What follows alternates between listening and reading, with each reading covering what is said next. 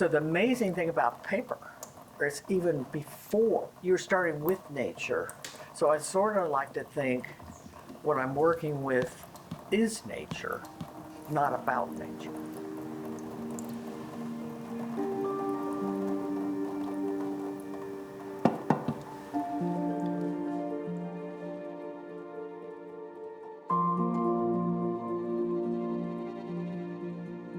So a traditional way of painting is you start off with your composition and then you do brush strokes. You can think of a brush stroke as a unit. You can think of a pixel as a unit. I intentionally want my paper units to be individual, just like how people are individual.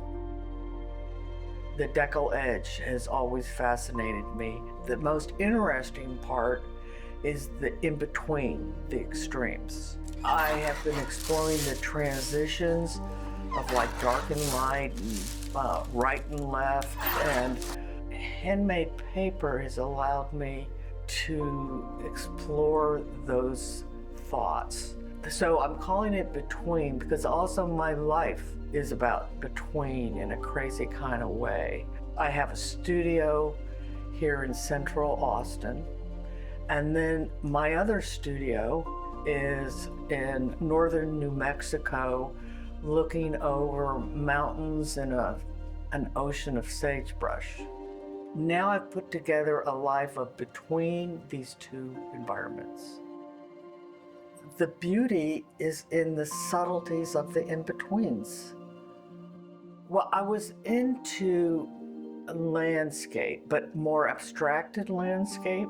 A large part of being an artist is creating the environment that you want to work in that's your best way to be creative.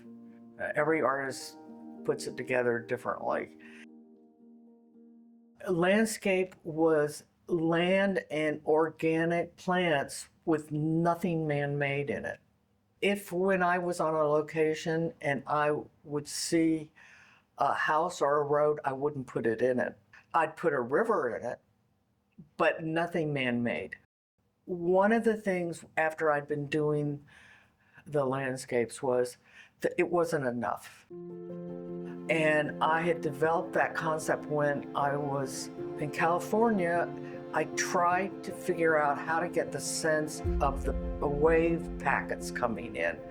Santa Cruz is a big surfer area. I tried with my drawings, and there was no way to do it. And so then I started realizing I could do it with the surface. I could maybe get that sense of time. So that's why the transition's important. And I was also backpacking in some huge basins in the mountains of Colorado.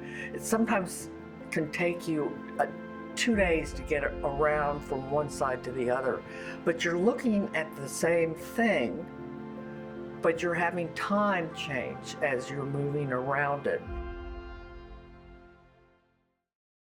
Well, sometimes I use no color. So when you have no color, you become more dependent on the shadows and the shapes. There's certain palettes that I really do like. You can spend hours every night just looking at different parts of the sky, and you just take one part of it. There's enough there that deserves attention.